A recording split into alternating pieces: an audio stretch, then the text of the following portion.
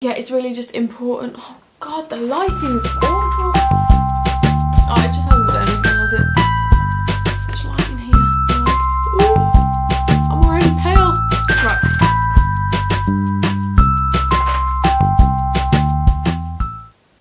Hi guys. So it's the Easter holidays and I thought this would be a really good time to kind of post another video about how to plan your revision over the Easter holidays and a bit about managing exam stress. I know that my stress levels have gone from like here to about here.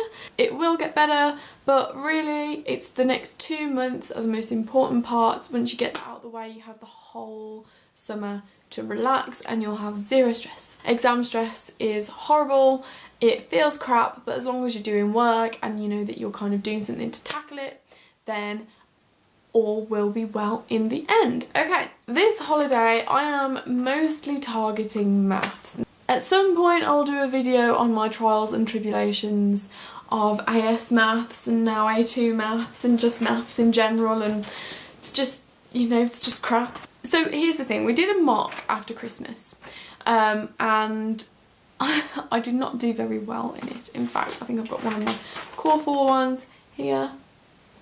Don't know whether you can see that. That was 23 out of 40. It wasn't good enough to get a grade, so I'm probably going to go with a U. And then I thought, you know what, it'll be okay, it's only Christmas, but you know what, now it's April and I've not got much better. Now, we did a mock last week and I haven't had my core 4 one back yet, but my S1, I got an E. I can't remember what percentage I got, but I got an E, and therefore Easter is all about maths. I feel like I'm in a position where I can just practice and hopefully get better. So that's what I've been doing. I've been doing papers, but you know what, I think my brain is just rejecting it now. So I'm taking a step away today and I'm doing some chemistry as well as a bit of maths to kind of give myself a break in between the maths.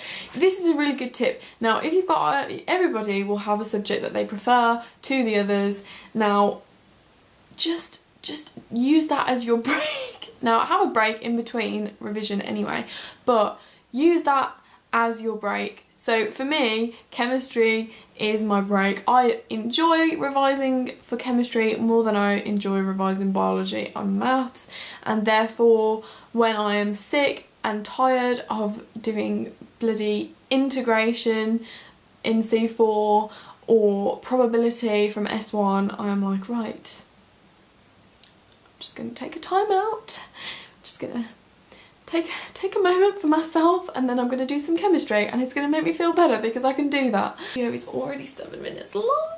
How is it already this long? Oh man, I've got to edit them. Okay, so I'll go and get my to-do list and I will show you. So I am back. Right, this is my Easter revision plan. I wrote it out by hand because I just like writing things out by hand. I don't like typing. So the things on the side I've added in purple, so if I have extra time I'm going to do this, and I've put kind of like little check boxes on there. I don't know whether you can see that.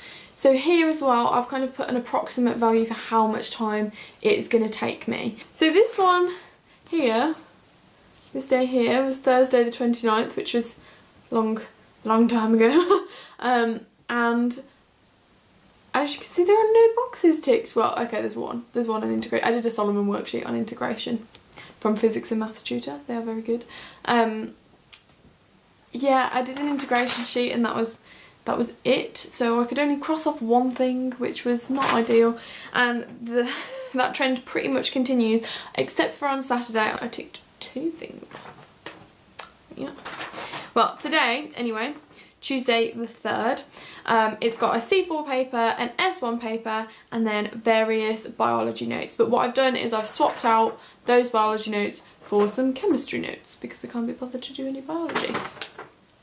And I've also got in purple as an extra task to iron and pack for my holiday. I am going away this holiday, and so I'm hoping to do a bit of a video for you about how to plan revision whilst you are abroad. Now I know that some people won't have the opportunity to go away at Easter, and that's fine because you're going to be able to focus at home.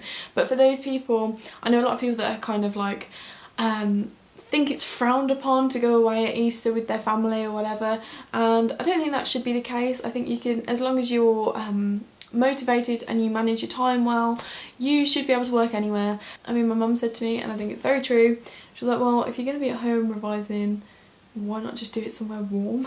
If you haven't watched my revision tip guide, I talk a little bit about, on one of the points, planning your revision by tasks rather than time. Now I know I've written the approximate times, but that's just to kind of tell me how long it should really be taken out of my day, and so how much time I could have left to do other things. So if it's a really heavy day, I probably can't plan to do something that big in the evening or in the morning or whatever, because I'm going to need that time to do the work. If you plan very generously and say, oh, I want to do all of the things I want to do, I want to do this, you know, you'll feel demoralised because you won't do it all, but ultimately you're doing a realistic amount. If you set loads to do and you get half of it done, you've probably done more than if you'd planned originally just a reasonable amount, because then you would have done half of the reasonable amount.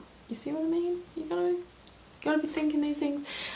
You won't get everything done that you want to get done. It's just natural. Things crop up and you want to go out, or you want to do something, or you get a headache and you can't focus, so you can't do that maths paper that you plan to do.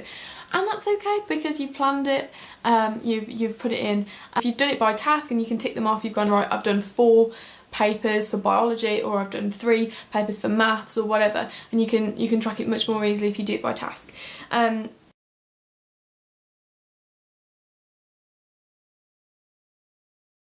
So I got off the camera after talking about getting E's and doing really bad and hating maths, and was like, oh, right, let's do a C4 paper.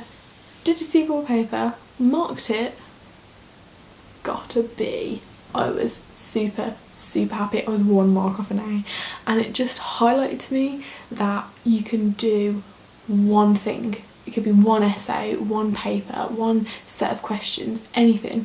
One thing where you succeed, and then you can think, right, that's it. All I have to do is reproduce that. All I've got to do is reproduce that in the real thing, and I just have to practice, get better, and I've still got time, but even now I'm achieving, and that is the most wonderful feeling ever. And the only way you're going to do that is by practicing, by doing papers, by doing essays, by marking things. And once you get that eureka moment, believe it or not, even if it takes you a while to get there, it will make you so happy, and you'll just carry on, and you'll want to do more revision, and that is the best gift ever. Because God, I've struggled with motivation over the past few weeks, but I am on it and I feel like I can do it. So I'll see you guys soon, and I hope you enjoyed the update. I wish you best of luck with all of your revision and all of your exam stress. I hope you aren't feeling it too much. Don't forget to like and subscribe.